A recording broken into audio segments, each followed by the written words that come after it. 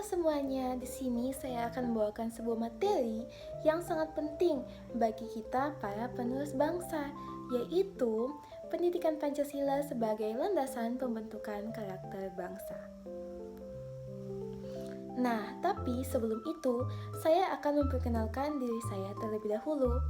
Perkenalkan, nama saya Ratu Aisyah Yusuf dengan NIM 250711010232. Nah, jadi Pancasila itu sering hanya dianggap sebagai lambang atau sekedar hafalan 5 sila. Padahal lebih daripada itu, Pancasila adalah dasar filsafat negara, pandangan hidup bangsa, dan sekaligus landasan dalam membentuk karakter warga negara yang ideal. Jadi, pertanyaannya sekarang, bagaimana pendidikan Pancasila bisa membentuk karakter bangsa? Nah, untuk pembahasan yang pertama, kita masuk pada Pancasila sebagai nilai karakter. Setiap sila dalam Pancasila mengandung nilai-nilai moral dan etika yang sangat relevan untuk pembentukan karakter, khususnya di tengah krisis moral, korupsi, intoleransi, dan perpecahan sosial saat ini. Mari kita lihat nilai-nilai karakter dari masing-masing sila. Nah, kita mulai dari karakter sila pertama, ketuhanan yang Maha Esa, membentuk pribadi yang religius dan beriman.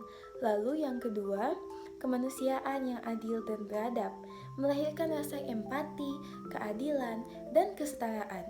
Yang ketiga, persatuan Indonesia, menanamkan cinta tanah air dan semangat kebangsaan.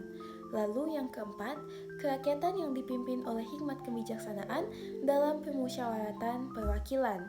Nah, melatih berpikir demokratis, toleran, dan menghargai pendapat orang lain.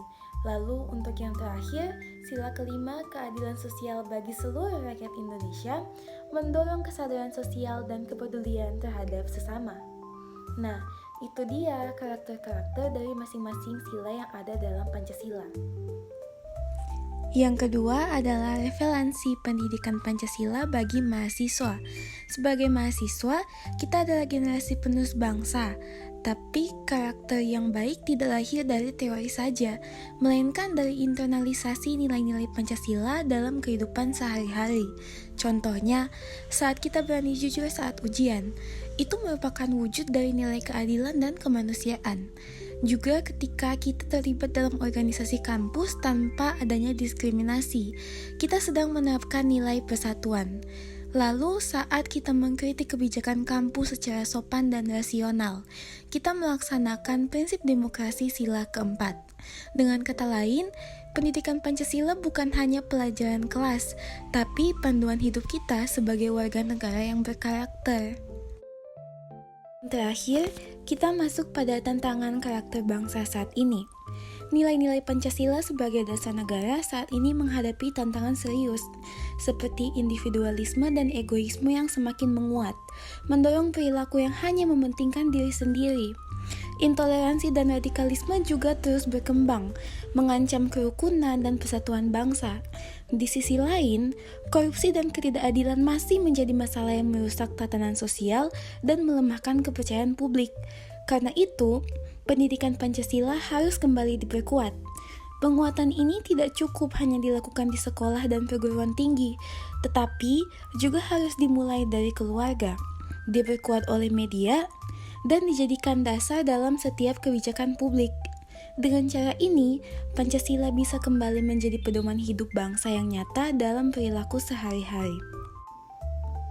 Jadi, kesimpulannya, Pancasila bukan hanya sekedar mata pelajaran wajib yang harus dikuasai secara teoritis, melainkan merupakan proses jangka panjang dalam membangun karakter dan identitas bangsa yang berakar pada nilai-nilai luhur. Sebagai mahasiswa dan generasi penerus bangsa, kita memikul tanggung jawab yang besar. Bukan hanya untuk memahami isi Pancasila, tetapi juga untuk menghidupkannya dalam sikap, tutur kata, dan tindakan nyata dalam kehidupan sehari-hari, dan bukan hanya sekedar teori saja.